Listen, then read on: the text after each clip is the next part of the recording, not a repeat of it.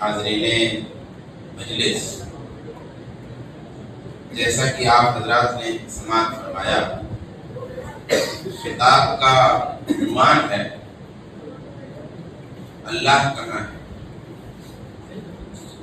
اب یہ ایک بڑا سنجیدہ قسم کا عنوان ہے اور ایک طرح سے خطاب سے زیادہ درس کا عنوان ہے۔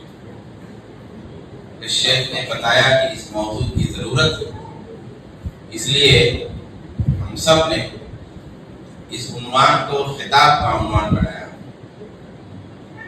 اللہ کہاں ہے؟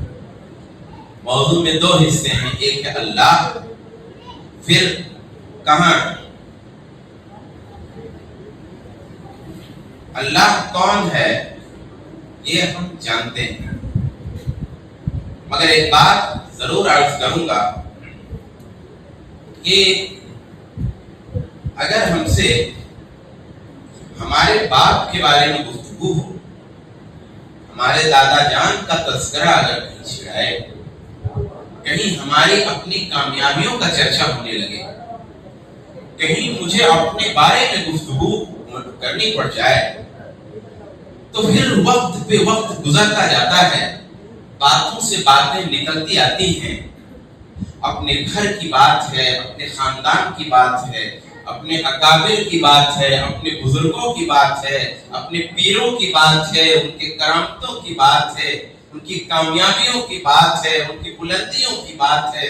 باتوں سے باتیں نکلتی ہیں، افسانے نکلتے ہیں، قصے نکلتے ہیں، کہانیاں نکلتی ہیں، سچ نکلتا ہے، سچ کی کوکھ سے جھوٹ نکلتا ہے، جھوٹ نکلتا ہے، جھوٹ کی کوکھ سے سچ کی باتیں ہوتی ہیں، کچھ جھوٹ ہوتا ہے، کچھ سچ ہوتا ہے۔ الغرض کہانی میری ہو، کہانی میرے گھر کی ہو، کہانی میرے پیر کی ہو، کہانی میرے غوث کی ہو، کہانی کسی اور کی ہو، وہ کہانی شروع ہوتی ہے، ختم نہیں ہونے کا نام۔ لیکن جب گفتگو اللہ کے بارے میں ہوتی ہے، بات پروردگار کی ہوتی ہے، بات الحمدللہ رب العالمین کی ہوتی ہے، جب بات مالک یوم الدین کی جب ہوتی ہے، بات ایاک نعبد و ایاک نستعین کی جب آتی ہے، تو الفاظ ٹوٹنے لگتے ہیں۔ وہ دریاؤں سی روانی، وہ سمندروں کا جو خروش اپنی ذات کے بارے میں بتانے میں تھا، وہ خروش مدھم ہو جاتا ہے، گفتگو کی وہ ہوا رکنے سے لگتی ہے، جملوں میں وہ چہک نہیں باقی رہتی، ایک دو جملے نکلتے ہیں، گھٹن سی ہوتی ہے، سانس ٹوٹنے لگتی ہے، الفاظ کھونے لگتے ہیں، بات نہیں کر پاتے۔ تو حقیقت میں ہم نے اپنے اللہ کو نہیں پہچانا۔ اللہ کہاں ہے سے پہلے اپنے اللہ کی وہ حقیقی معرفت ہو جائے، وہ والی معرفت کہ خوشی کی گھڑیاں ہوں، رنج کے لمحے ہوں، نعمتوں کی بارش ہو رہی ہو، مصیبتوں کا نزول ہو رہا ہو، ولادت ہو رہی ہو، انتقال ہو رہا ہو، شادی ہو رہی ہو، طلاق ہو رہا ہو، ملن ہو رہا ہو، جدائی ہو رہی ہو، ہر موقع پر، شبستان قلب کے ہر پڑاؤ پر، زندگی کے ہر سیاہ موڑ پر، اور اس حیات مستعار کے ہر خوشگوار گلی میں رسول اللہ صلی اللہ علیہ وآلہ وسلم کی زبان پہ اگر ایک نام تھا تو صرف اللہ کا تھا۔ اسی کا ذکر ہے، اسی کی یاد ہے، اسی کی بات ہے، اسی کی حمد ہے، اسی کی مدح ہے، اسی کی ثنا ہے، اسی کی تعریف ہے۔ صبح ذکر اسی کا ہے، دوپہر ذکر اسی کا ہے، شام ذکر اسی کا ہے، سوتے ہیں تو اسی کی یاد ہے، آنکھ کھلتی ہے تو اسی کا نام ہے۔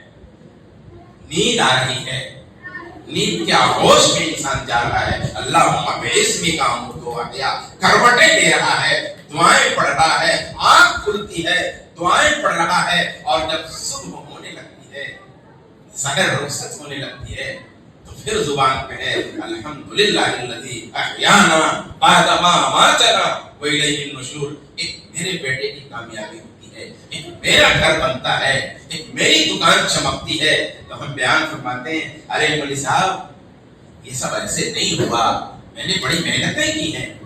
اپنے بچے کی جب تعریف کرنی ہوتی ہے تو وہ اس کی ذہانت کی داستان، وہ اس کے بچپن کی کہانیاں، وہ اس کے پڑھنے کے قصے، اور وہ اس کے اسمارٹنیس کی باتیں آپ شروع کر دیتے ہیں، لیکن آپ جانتے ہیں یہ زور بازو اسی پروردگار کا عطا کیا ہوا ہے، یہ ہوائیں چلتی اسی کے نام سے ہیں، یہ دریاؤں کی روانی اسی کے نام سے ہے، یہ پہاڑوں کا سکوت اسی کے نام سے ہے، یہ بارشوں کے رم جھم میں اسی کا نام ہے، یہ طوفانوں کے جھکڑ میں اسی کا نام ہے، یہ انسانوں کو بیمار کرنے والا وہی ہے، صحت بخشنے والا وہی ہے، موت دینے والا وہی ہے، زندگی دینے والا وہی ہے۔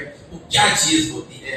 انسان تھکتا ہے، اس کی آنکھوں میں، اس کے لہو کی ایک ایک بوند میں، اس کے بدن کے ریشے ریشے میں کیا چیز سرایت کرتی ہے؟ کوئی سائنس آ کے بتائے، کوئی عقل آ کے بتائے، کوئی ٹیکنالوجی آ کے بتائے، کوئی لاجک آ کے بتائے، وہ کیا چیز ہے جو ہمارے بدن میں سرایت کرتی جا رہی ہے اور موت کی طرح ہم سو جاتے ہیں؟ اور وہ کیا چیز ہے؟ انسان کا بھرا پورا بدن ہے، ابھی ہنس رہا تھا، ابھی بول رہا تھا، ابھی گفتگو ہو رہی تھی، ابھی چل رہا تھا، کوئی بیماری نہیں ہے، کوئی بخار نہیں ہے، وہ کیا چیز نکلی ہے؟ وہ نکالنے والا کون ہے؟ انسان جا کہاں سے رہا ہے؟ اس سارا نظام چلانے والا وہی ہے اللہ، جس کے بارے میں آج گفتگو ہونے والی ہے۔ اللہ فرماتا ہے الذی جعل لکم الارض فراشا والسماء بناء وانزل من السماء ماء واخرج به من الثمرات رزقا، وہی وہ ہے جس نے زمین تمہارے لیے بچھا دی ہے، وہی ہے جس نے اس آسمان کی چھت لگا دی ہے، وہی ہے جو آسمانوں سے بارش کے قطرے نازل کرتا ہے، وہی ہے جو زمینوں سے تمہارے لیے کھانے اور پودے اور میوے اور پھل اگاتا ہے، ان کو رزق کا سامان کرتا ہے۔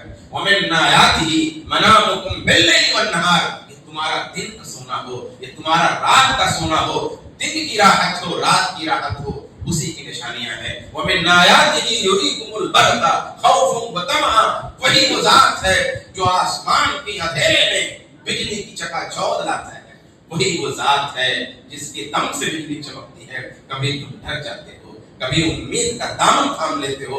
تبارک الذی جعل فی السماء بروجا وجعل فیہا سراجا وقمرا منیرا، وہی وہ ذات ہے جس نے آسمانوں میں ستاروں کی کہکشاں سجا کر رکھی ہے، وہی وہ ذات ہے جس نے آسمانوں میں ٹمٹماتے ستارے لگا دیے ہیں، وہی وہ ذات ہے جس نے سورج کی منزل بنا دی ہے، وہی وہ ذات ہے جس نے چاند کے لیے منزل بنا دی ہے، بروجا وجعل فیہا سراجا وقمرا منیرا، یہ دھکتا ہوا سورج، یہ سونے کی تھال کی طرح نکلتا ہوا سورج، اور یہ میٹھی میٹھی روشنی لے کر کے آنے والا چاند، یہ سب اسی کی ذات سے ہے۔ فَلْيَنظُرِ الْإِنسَانُ إِلَىٰ طَعَامِهِ، اس لیے انسان اپنے کھانے میں غور کرے۔ اَنَّا صَبَبْنَا الْمَاءَ صَبًّا، ہم نے ہی آسمان سے بارش اڑیلا ہے، ہم نے ہی یہ موسلا دھار بارش کی ہے۔ ثُمَّ شَقَقْنَا الْأَرْضَ شَقًّا، زمین کو ہم نے ان دانوں کو پھلا کر کے ہم نے ہی پھاڑا ہے اور ان کو اگایا ہے۔ فَأَنبَتْنَا فِيهَا حَبًّا، ہم نے ہی اس میں دانے اگائے ہیں، گلے اگائے ہیں۔ وَعِنَبًا وَقَضْبًا، یہ انگور کے گچھے ہم نے لگائے ہیں، ہم نے اگائے ہیں۔ وَقَضْبًا، یہ ہری ہری ترکاریاں۔ زمین کالی ہے، زمین خاکستری ہے، زمین سے ایک تھوڑی سی مٹی لے کر کے چکھو، اس کا ذائقہ کیا ہے؟ مگر زمین ایک ہے، ایک بار پھول نیلا نکلا ہے، زمین وہی ہے، ایک بار پھول پیلا نکلا ہے، زمین وہی ہے مگر اسی میں پھول پودا نکلا ہے، زمین وہی ہے مگر اسی میں انار شیریں نکلا ہے، زمین وہی ہے مگر وہیں سے لیمو ترش نکلا ہے، زمین وہی ہے مگر میٹھے آم کا ذائقہ آیا ہے، زمین وہی ہے مگر امرود کے کھٹے میٹھے کا ذائقہ آیا ہے، زمین وہی ہے، پانی وہی ہے، اسی زمین سے امرود ہے، اسی زمین سے انگور ہے، اسی زمین سے ترکاریاں ہیں، وزیتون و نخلا، اسی زمین سے زیتون کا درخت ہے، اسی زمین سے نخل ہے، کھجور ہے، وہ حدائق غلبا، اور یہ گھنے گھنے باغات ہیں، وہ فاکہۃ وابا، اور یہ سارے میوے اور جانوروں کے سارے چارے سب اسی زمین سے، وہی اللہ ہے۔ افلا ينظرون الى الابل كيف خلقت، کیا وہ لوگ دیکھتے نہیں اونٹ کی طرف کیسے اس کی پیدائش ہے؟ وَإِلَى السَّمَاءِ كَيْفَ رُفِعَتْ، آسمان کی طرف کیسا بلند کیا گیا ہے، وَإِلَى الْجِبَالِ كَيْفَ نُصِبَتْ، اور پہاڑوں کی طرف کیسے زمین میں کاٹ دیے گئے ہیں، وَإِلَى الْأَرْضِ كَيْفَ سُطِحَتْ، اور زمین کی طرف کیسے بچھا دی گئی۔ آپ اپنے نفس میں غور کر لیجیے، اپنے نفس میں آپ کا دل دھڑکتا کس طرح سے، آپ کی آنکھیں کام کس طرح کرتی ہیں، آپ کی زبان گفتگو کس طرح کرتی ہے، آپ کے پردے سماعت میں آوازیں کس طرح ذخیرہ ہوتی ہیں اور آپ کے احساس عقل کی طرف سفر کرتی ہیں، یہ ساری باتیں آپ غور کیجیے۔ وہی اللہ ہے، وہی اللہ ہے، اسی اللہ پہ آج گفتگو ہونے والی ہے کہ وہ کہاں، اسی اللہ پہ آج گفتگو ہونے والی ہے کہ وہ کہاں ہے۔ اب کچھ لوگ کہتے ہیں کہ ان اللہ فی کل مکان، اللہ ہر جگہ ہے۔ صحیح عقیدہ والے بھی کہتے ہیں اللہ ہر جگہ ہے بعض دفعہ، اور غلط عقیدہ والے بھی کہتے ہیں اللہ ہر جگہ ہے۔ مطلب کیا ہے؟ دیکھیے، اگر کوئی کہتا ہے اللہ ہر جگہ ہے مگر اس کا مطلب یہ ہے کہ اللہ کا علم ہر جگہ ہے، اس کا مطلب یہ ہے کہ اللہ کی تدبیر ہر جگہ ہے، اس کا مطلب یہ ہے کہ اللہ کا دیکھنا ہر جگہ ہے، اس کا مطلب یہ ہے اللہ کی سطوت ہر جگہ ہے، اس کا مطلب یہ ہے اللہ کی شان ہر جگہ ہے، اس کا مطلب یہ ہے کہ اللہ کی قہاریت ہر جگہ ہے۔ اگر مطلب یہ ہے تو ٹھیک ہے، تعبیر درست نہیں ہے لیکن معنی ٹھیک ہے۔ لیکن اگر اس کا مطلب یہ ہے کہ مرچی میں اللہ ہے، یہاں بھی اللہ ہے، کنکر میں اللہ ہے، پیپل میں اللہ ہے، برگد میں اللہ ہے، سمندر میں اللہ ہے، سورج میں اللہ ہے، چاند میں اللہ ہے، پیر میں اللہ ہے، بچے میں اللہ ہے، انسان میں اللہ ہے، شیطان میں اللہ ہے۔ اگر ان اللہ فی کل مکان کا یہ مطلب ہے تو پھر یہ مطلب کفر بھی ہو سکتا ہے، شرک بھی ہو سکتا ہے، بدعت بھی اس کو کہہ سکتے ہیں۔ الگ الگ درجات ہوں گے، جیسا عقیدہ ہوگا ویسے درجات ہوں گے، تو ظاہر سی بات ہے کہ اللہ ہر جگہ ہونے کا یہ تصور باطل ہے۔ اس لیے اللہ تبارک و تعالیٰ سے ادب کا یہ تقاضا ہے۔ اللہ تبارک و تعالیٰ کے جلال اور اس کے جمال اور اس کی شان اور اس کے قہر اور اس کے جبر کا تقاضا یہ ہے کہ اس کے لیے الفاظ جو ہم استعمال کریں وہ الفاظ بڑے سنبھلے ہوئے ہوں، ان الفاظ میں بڑا لحاظ کیا گیا ہو، ان الفاظ میں بڑا ادب ہو، بڑی تعظیم ہو، ایسے الفاظ استعمال کیے جائیں۔ میں اس کی ایک مثال دیتا ہوں۔ حضرت ابراہیم علیہ السلام اللہ تبارک و تعالیٰ کا تعارف کرا رہے ہیں کہ جب میں بھوکا ہوتا ہوں مجھے کھانا وہی کھلاتا ہے، پیاسا ہوتا ہوں پانی وہی پلاتا ہے، مجھے وہی زندگی دیتا ہے، وہی موت دیتا ہے، وہی میری رہنمائی کرتا ہے۔ لیکن جب بیماری کی بات آتی ہے تو کہتے ہیں جب میں بیمار ہوتا ہوں تو وہ شفا دیتا ہے۔ حالانکہ بیمار کرنے والا کون ہے؟ اللہ ہے۔ بیماری کہاں سے آتی ہے؟ اللہ کی طرف سے آتی ہے، اللہ کی مشیت سے آتی ہے، اللہ کی حکمت سے آتی ہے۔ لیکن جناب باری میں ادب کا تقاضا یہ ہوا جس کی حکایت اللہ تبارک و تعالیٰ نے فرمائی کہ وَإِذَا مَرِضْتُ، جب میں بیمار ہوتا ہوں، کیونکہ میں بیمار ہوتا ہوں، ممکن ہے وہ بیماری میرے کسی گناہ سے، ممکن ہے وہ بیماری میری کسی غلطی کی وجہ سے، یا اللہ تبارک و تعالیٰ ہی کی طرف سے بطور خاص ہے آزمائش کے لیے، عذاب کے لیے، کسی بھی وجہ سے وہ بیماری ہو سکتی ہے۔ اس لیے بیماری جو ایک شر ہے حالانکہ اللہ کی طرف سے ہے مگر ادب کے طور پہ اس کی نسبت نہیں کی اللہ کی طرف سے، لیکن شفا بھی اللہ ہی کی طرف سے ہے مگر اس کی نسبت اللہ تبارک و تعالیٰ کی طرف ہے۔ حالانکہ اگر استعمال کریں تو یہ غلط نہیں، لیکن جب ادب کا تقاضا اس طرح سے ہے تو اللہ تبارک و تعالیٰ کی ذات کے بارے میں جب کلام کرنا ہو، اللہ تبارک و تعالیٰ کے بارے میں جب کوئی بات کرنی ہو، جب کوئی گفتگو کرنی ہو، تو ادب کا تقاضا حد ادب بہت زیادہ ملحوظ رکھنا ہے۔ ہمارے یہاں معاملہ تو یہ ہے کہ قرآن گر جائے تو ادب ہے، رسول اللہ کا نام آئے تو ادب ہے، رسول اللہ کی نعت پڑھنی ہے تو ادب ہے، لیکن جس نے یہ کلام پاک نازل کیا ہے، جس نے رسول گرامی کو مبعوث کیا ہے، جس نے آپ کو نبوت عطا فرمائی ہے، جس نے آپ کو افضل الانبیاء بنایا ہے، افضل الرسل بنایا ہے، وہ ذات کس طرح ادب کا تقاضا رکھتی ہے اور اس کے لیے کس طرح الفاظ بڑے سبل کے استعمال کرنے ہیں، وہ بہت دھیان دینا ہے ہم کو۔ اسی لیے اللہ تبارک و تعالیٰ کے لیے کوئی چیز ثابت کرنی ہے تو بھی حد ادب ملحوظ رکھنا ہے۔ اللہ تبارک و تعالیٰ کے لیے کسی چیز کی نفی کرنی ہے، انکار کرنا ہے تو بھی حد ادب کو ملحوظ رکھنا ہے۔ میں اس کی مثال دیتا ہوں۔ مثال کے طور پہ اللہ تبارک و تعالیٰ کے لیے ہاتھ کا لفظ آیا ہے، ہم وہ استعمال کریں گے. اللہ تبارک و تعالیٰ کے لیے ساتھ کا لفظ آیا ہے، ہم وہ استعمال کریں گے. لیکن اللہ تبارک و تعالیٰ کے لیے جسم کا لفظ نہیں آیا ہے. حد ادب یہ ہے کہ جسم کا لفظ ہم استعمال نہیں کریں گے جب ثابت ہو، جب اس بات کریں گے. ایسے ہی نفی جب کریں گے تو جن باتوں کی نفی اللہ تبارک و تعالیٰ نے کی ہے ان کی نفی کریں گے، یا جب ضرورت داعی ہو تب نفی کریں گے، لیکن بغیر ضرورت کے نفی نہیں کریں گے. جیسے یہ نہیں کہیں گے اللہ مٹی نہیں ہے، یہ نہیں کہیں گے اللہ انسان نہیں ہے، اللہ حیوان نہیں ہے، اللہ جوہر نہیں ہے، اللہ فلاں نہیں ہے، اللہ فلاں نہیں، اگرچہ نہیں، لیکن کہیں گے نہیں. کیوں؟ میں ایک مثال سے سمجھاتا ہوں. ایک بادشاہ ہے، ایک وزیر ہے، ایک عالم دین، ایک شیخ ہے، ایک محترم شخصیت ہے. آپ نے اس کی تعریف کرنی. جب تک آپ نے کہا کہ یہ بڑے ذی علم ہیں، بڑی شان والے ہیں، گہرے علم والے ہیں، یہ تقوی والے ہیں، یہ ملنسار ہیں، یہ صاحب شرف ہیں، یہ صاحب مروت ہیں، یہ خاندانی شخصیت ہیں، یہ بڑی علمی شخصیت ہیں، تب تک تو ٹھیک تھا. لیکن جب آپ نے کہا یہ جاہل نہیں ہے، یہ چور نہیں ہے، یہ بدماش نہیں ہے، یہ چغل خور نہیں ہے، یہ زانی نہیں ہے، تو سب کچھ نہیں ہے. لیکن پھر کیا ایسے ہی تعریف کی جاتی ہے؟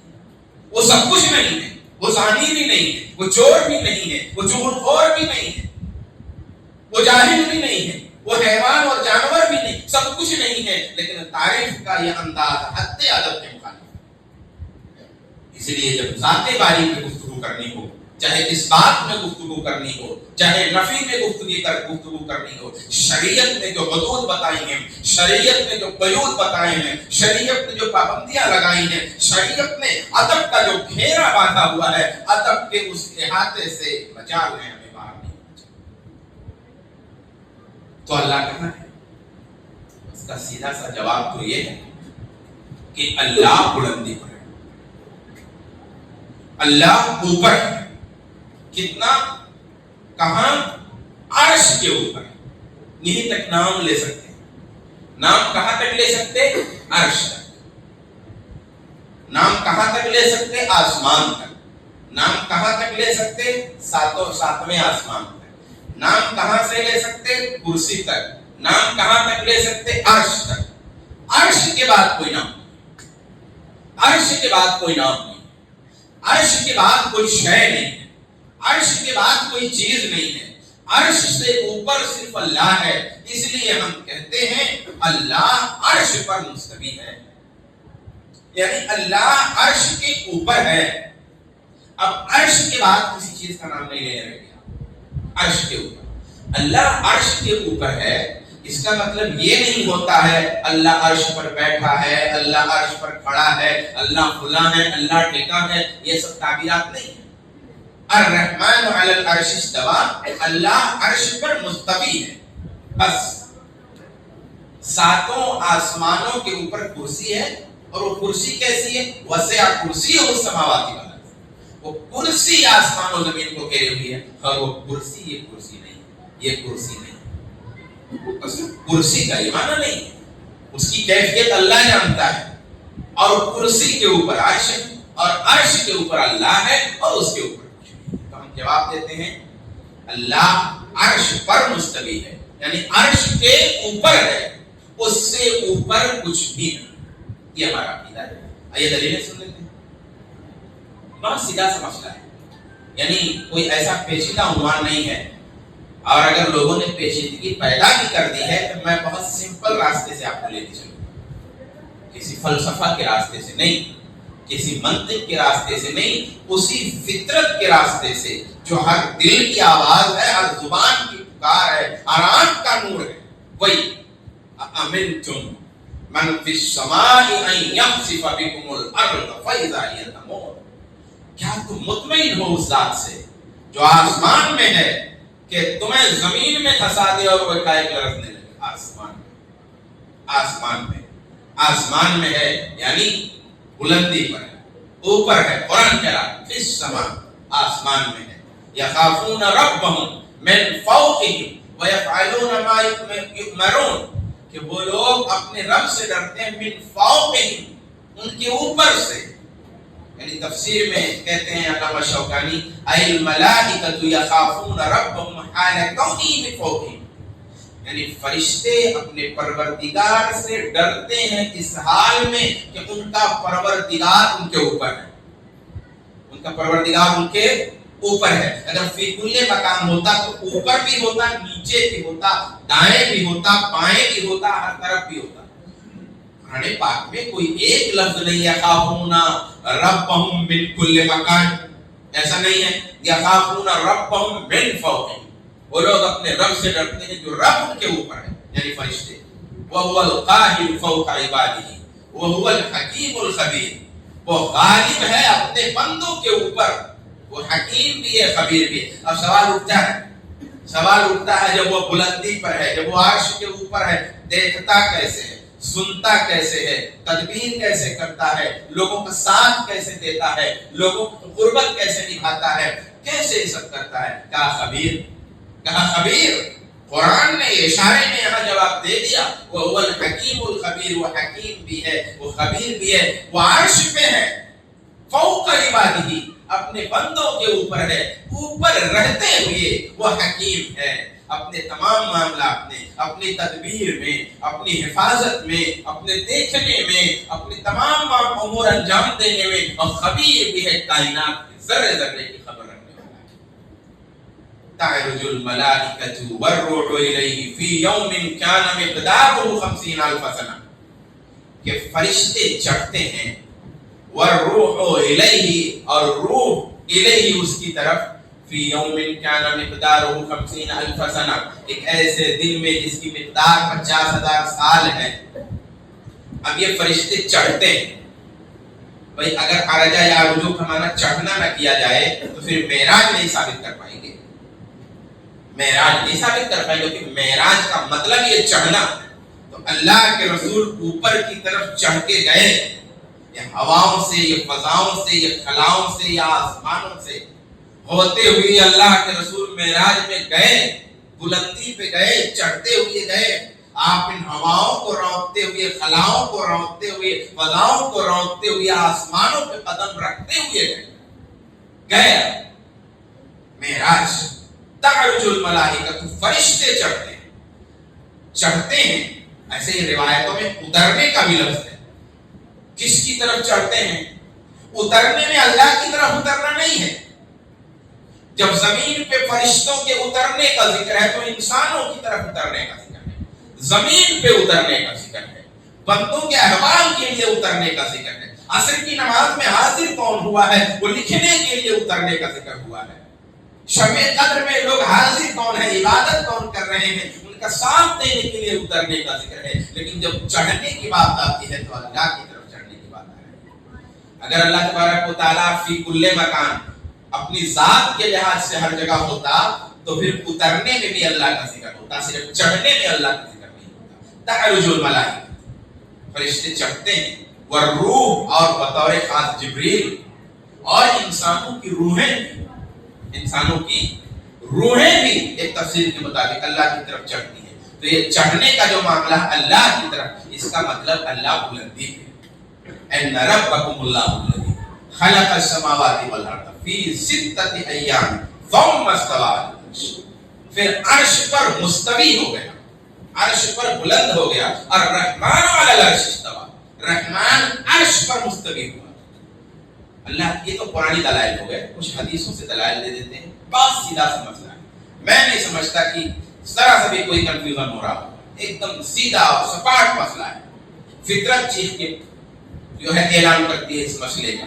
اللہ کے رسول صلی اللہ علیہ وآلہ وسلم خطبہ دے رہے ہیں، خطبے کے دوران فرماتے ہیں انتم مسئولون عنی فما انتم قائلون، میرے بارے میں تم سے پوچھا جائے گا، اے میرے امت کے لوگوں، اے حاضرین، اے صحابہ کی جماعت، انتم مسئولون عنی، میرے سلسلے میں تم سے پوچھا جائے گا تو تم کیا کہو گے جواب میں اللہ کے حضور؟ قالوا نشهد انك قد بلغت واديت ونصحت، کہا کہ ہم گواہی دیتے ہیں، ہم گواہی دیں گے۔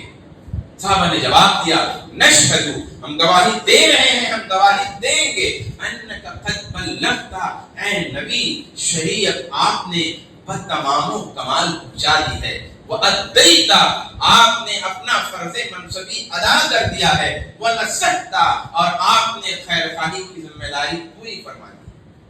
فَرَفَعَ إِصْبَعَهُ إِلَى السَّمَاءِ تو حضور اکرم صلی اللہ علیہ وآلہ وسلم نے اپنی انگلی آسمان کی طرف اٹھائی۔ اللہم فاشہد، اے اللہ گواہ رہنا۔ سوال یہ ہے اللہ جب ہر جگہ ہے تو رسول اللہ نے اس طرح کیوں نہیں کہا اللہم فاشہد؟ اس طرح نہیں کہا۔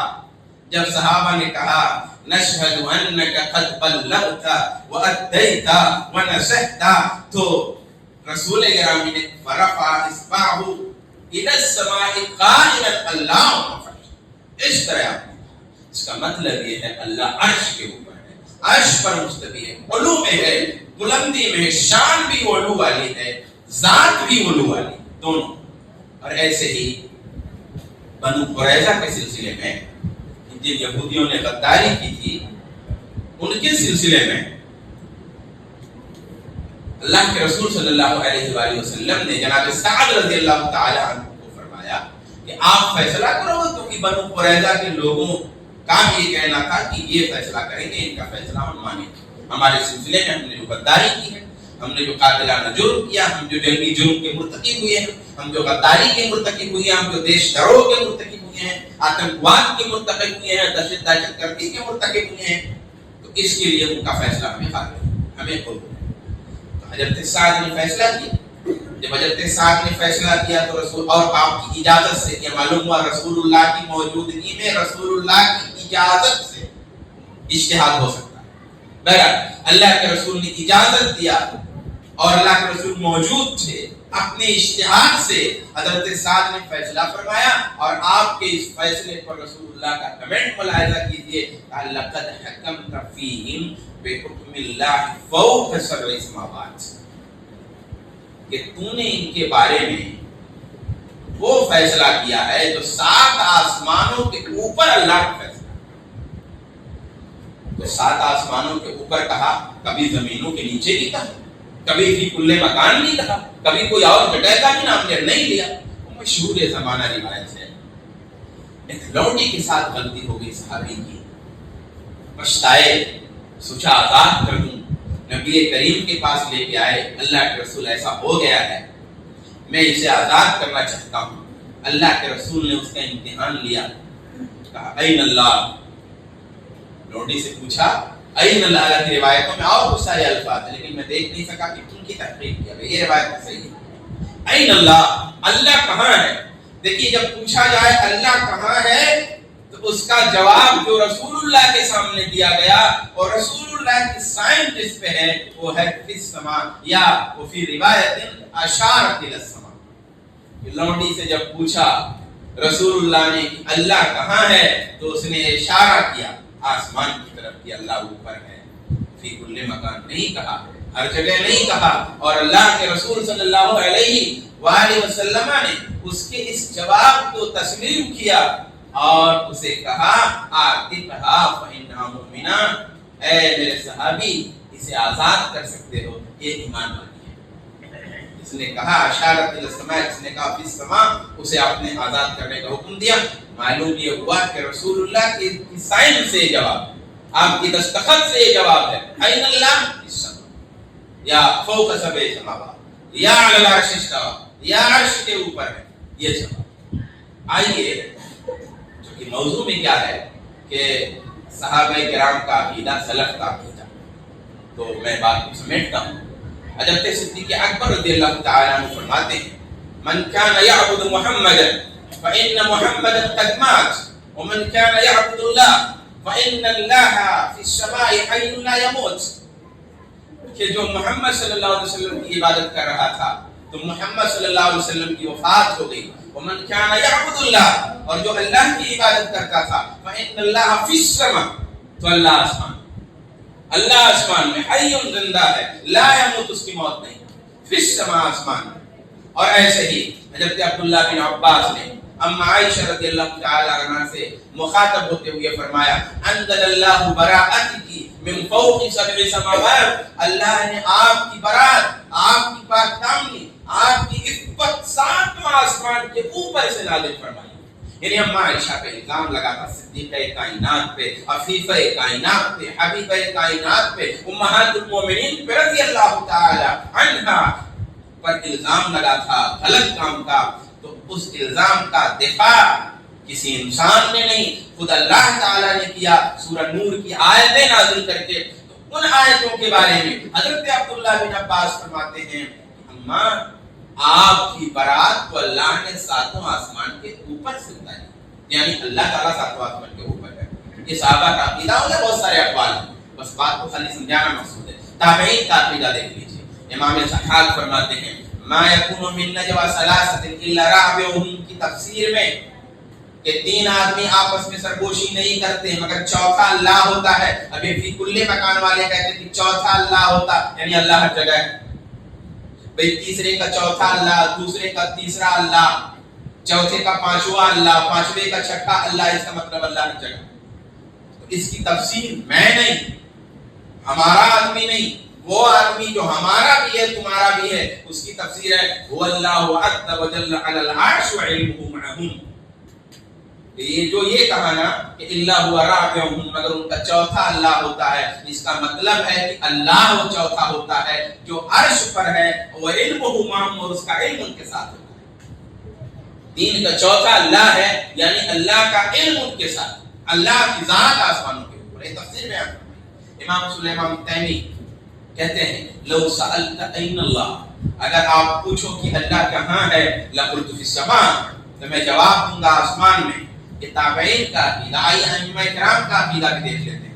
مقاتل بن حیان فرماتے ہیں هو علی العرش وعلمہ معہم، وہ عرش پر ہے، اس کا علم ان کے ساتھ ہے. عبداللہ بن مبارک فرماتے ہیں علی السماء السابعۃ علی عرشہ، ساتویں آسمان پر اپنے عرش کے اوپر، بائن من خلقی، اپنی مخلوق سے الگ، اپنی مخلوق سے جدا ہے. مالک ابن انس فرماتے ہیں اللہ عز وجل فی السماء، اللہ عز وجل آسمان میں ہے، وعلمہ فی کل مکان، اور اس کا علم ہر جگہ ہے. لا یخلو من علمہ مکان، کوئی جگہ اس کے علم سے خالی نہیں. یہ صحابہ کا عقیدہ ہے، یہ تابعین کا عقیدہ ہے، یہ ائمہ کا عقیدہ ہے. اب میں گفتگو کے آخری سے قرآن سے دلیل دیا میں نے، حدیث سے دلیل دیا میں نے، صحابہ کے اقوال سے دلیل دیا میں نے، تابعین کے اقوال سے دلیل دیا میں نے، ائمہ کرام کے اقوال سے دلیل دیا.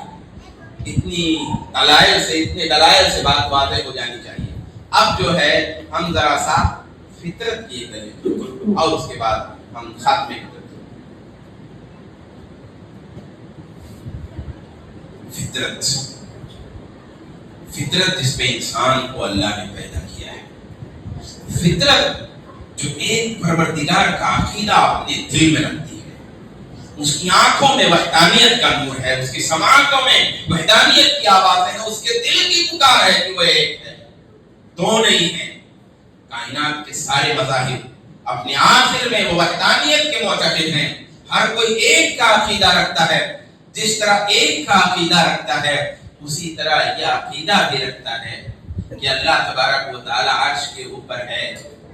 مصیبت آئی ہوئی ہے، پریشانی آئی ہوئی ہے، بندہ دنیا کا ستایا ہوا ہے، رشتوں کا مارا ہوا ہے، غموں نے اسے الجھا کے رکھ دیا ہے، دکھوں نے اسے نحیف و نزار کر کے رکھ دیا ہے.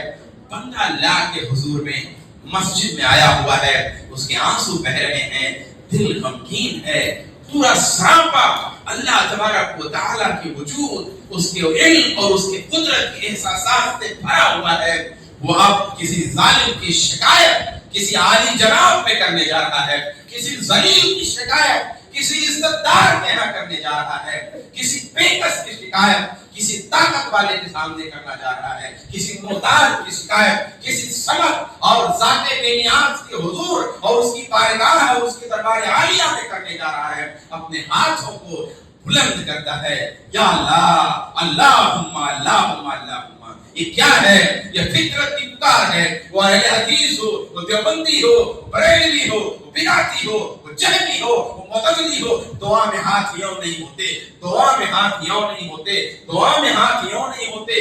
دعا کے لیے ہاتھ دل کی آواز ہوتی ہے، ہاتھ اوپر کی طرف اٹھتے چلے جاتے ہیں. مصائب میں جب الجھتے ہیں، سیدھا راستہ اللہ تبارک و تعالیٰ کی بلندی کا ملتا ہے، بے کسی میں، بے چینی میں خون کا فشار جب دل کی طرف اٹھتا ہے تو اوپر کی طرف اٹھتا ہے، ایک پروردگار کی بات آتی ہے، وہ بڑی آسمان کی طرف جاتی ہے۔ ہمارے سجدوں میں جس قدر ہم جھکتے جاتے ہیں، جتنا ہی ہم زمین کی طرف سمٹتے جاتے ہیں، جس طرح ہم اپنی پیشانی اللہ کے حضور میں رکھتے جاتے ہیں، اللہ کی تجلیات کی طرف ہمارا احساس بلند ہوتا جاتا ہے۔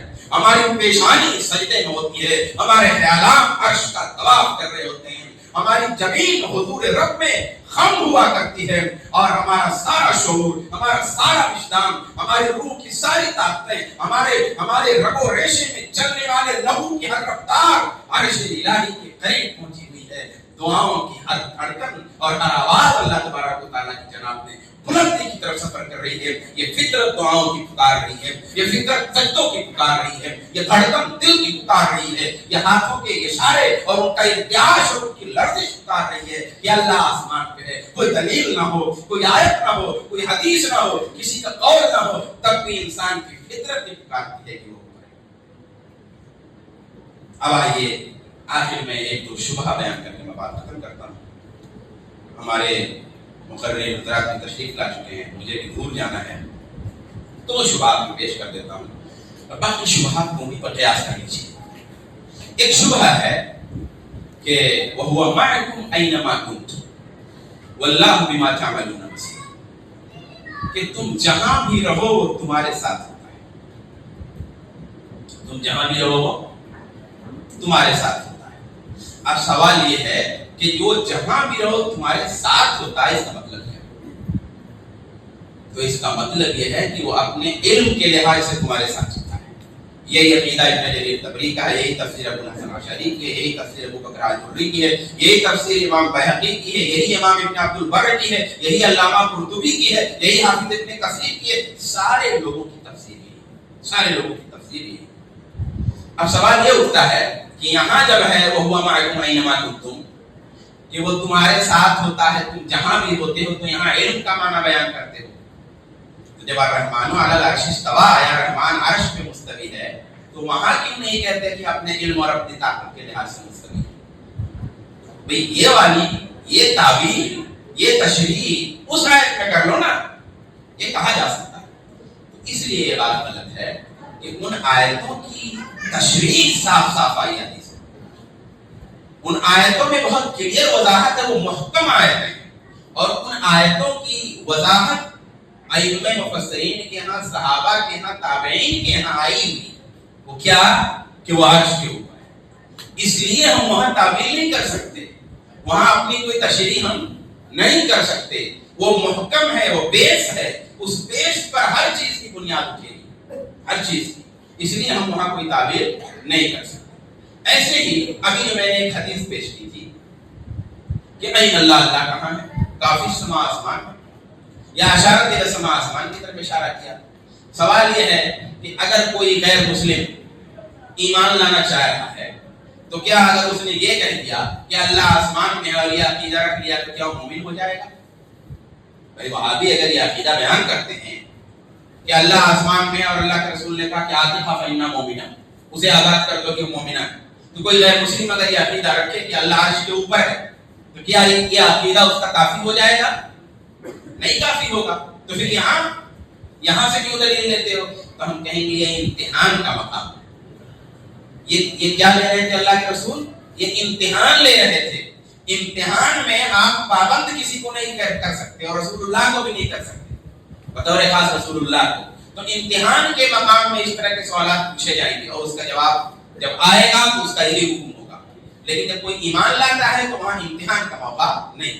ایک اور آیت ہے کہ وَإِذَا سَأَلَكَ عِبَادِي عَنِّي فَإِنِّي قَرِيبٌ، میرے بندے جب میرے بارے میں پوچھیں تو بتا دو کہ میں قریب، اجیب دعوت الداعی، میں پکارنے والے کی پکار کو سنتا ہوں، اذا دعانی، جب وہ مجھے پکارے۔ اس کا کیا مطلب ہے؟ قریب ہوں میں، قریب ہوں۔ ایک جگہ ہے تمہاری لگے جان سے بھی زیادہ قریب، تو قریب ہونے کا کیا مطلب؟ تو کہا کہ فإنی قریب من بعلمی، یہ علامہ سیوطی کی تفسیر ہے۔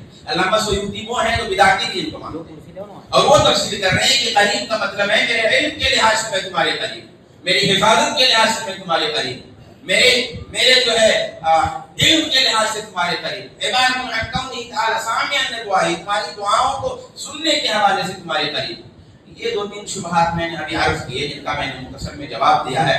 میرے بھائیوں، اب ایک سوال یہ ہے، میں ختم کروں کہ اللہ عرش کے اوپر ہے۔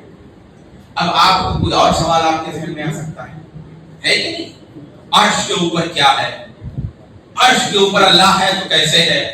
اللہ آسمان سے نزول کرتا ہے تو کیسے ہے؟ آسمان دنیا پہ اللہ نزول کرتا ہے تو کیسے نزول کرتا ہے؟ عرش پر مستوی ہوا تو کیسے ہوا؟ کس طرح ہوا؟ اس کی ذات کیسی ہوگی؟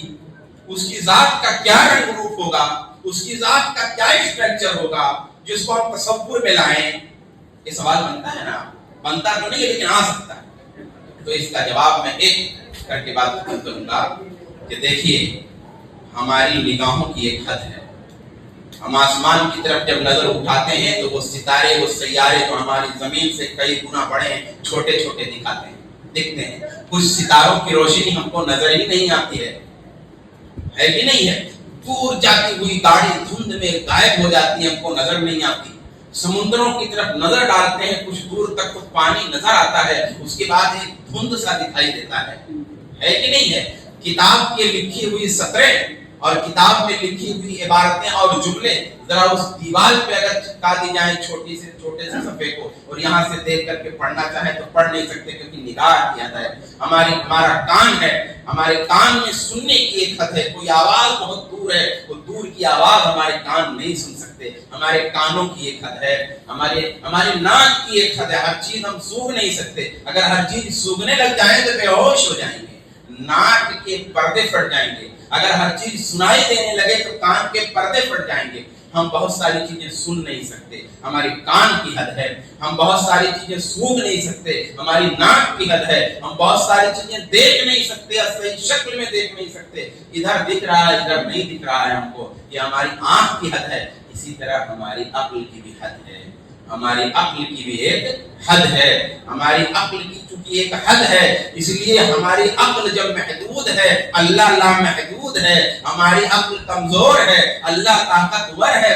ہماری عقل کو اس طرح سہارا نہیں ہے، اللہ قائم بذات ہے۔ اس لیے اللہ تبارک و تعالیٰ کی ذات کو ہماری عقل گھیر نہیں سکتی ہے، ادراک نہیں کر سکتی ہے، اپنے تصور میں لا کر کے کیش نہیں کر سکتی ہے۔ کیونکہ جب ہم کسی چیز کو اپنی عقل کے دائرے میں لاتے ہیں تو ہمارے اندر داخل ہو جاتی ہے، اور ہماری عقل، ہمارے احساسات، ہمارے شعور ہمارا اس کو گھیر لیتے ہیں، گویا وہ ہمارے کنٹرول میں آ گئی ہے، ہمارے قبضے میں آ گئی ہے۔ اور اللہ تبارک و تعالیٰ کسی کے قبضے میں نہیں ہے، حیطۂ عقل میں نہیں ہے، حیطۂ احساس میں نہیں ہے، حیطۂ طاقت میں نہیں ہے۔ اللہ تبارک و تعالیٰ لامحدود ہے، اور ہماری طاقت، ہماری عقل سب محدود ہے۔